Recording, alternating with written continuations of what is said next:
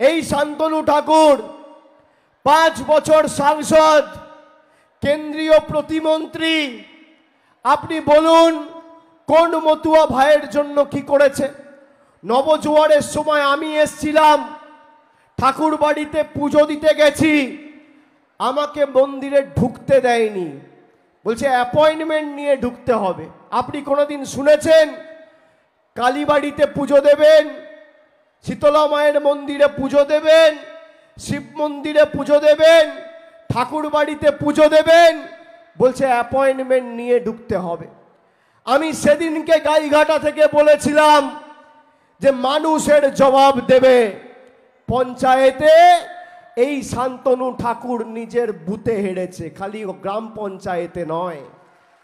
বনগাঁ লোকসভা কেন্দ্রের বিস্তীর্ণ এলাকা জুড়ে 68টা গ্রাম পঞ্চায়েতের মধ্যে 61টা গ্রাম পঞ্চায়েত আপনারা তৃণমূলকে জিতিয়েছেন নিজেদের ভোটাধিকার প্রয়োগ করে। আমি বনগাঁর মায়েদের, দিদিদের, ভাইদের কাছে নত মস্তকে করজোড়ে প্রণাম জানাই। শেষবার জবাব দেওয়ার সুযোগ আগামী 20 তারিখ এসছে। কথায় আছে না, স্যাঁকড়া ঠুকঠাক কামারের একঘা। 5 বছর ধরে আপনাকে লাঞ্ছিত, নিপীড়িত, বঞ্চিত, অত্যাচারিত, শোষিত করে রেখেছে।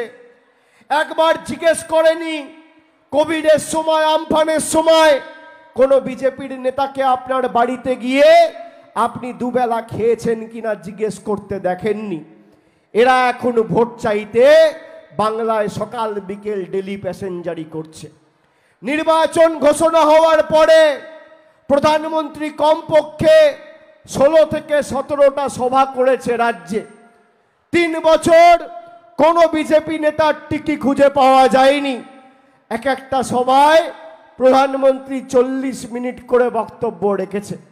তাহলে 16টা সভা হলে তিনি কতক্ষণ বক্তব্য রেখেছেন? 640 মিনিট। কেউ যদি আমাকে দেখাতে পারে যে এই 640 মিনিটের মধ্যে প্রধানমন্ত্রী কি করেছে গত 5 বছরে বাংলার জন্য আর বনগাঁর জন্য, তার একটা রিপোর্ট কার্ড বা খতিয়ান তুলে ধরতে পেরেছে, আমি রাজনীতি করব না, রাজনীতি ছেড়ে দেবো, এত বড় কথা আপনাদের বলে দিয়ে যাচ্ছি। এরা তথ্য পরিসংখ্যানকে সামনে রেখে লড়াই করতে জানে না। আমি চ্যালেঞ্জ করছি এই মঞ্চ থেকে, এখনো 7 দিন সময় আছে। শান্তনু ঠাকুরকে বলবো, আপনি বনগাঁয় হারছেন। মানুষকে যেভাবে আপনি ভাওতা দিয়েছেন, আপনার প্রাক্তন সাংসদের লেটার প্যাডটা আজকের সবার পর ছাপিয়ে রাখুন। আপনি আর সাংসদ থাকছেন না।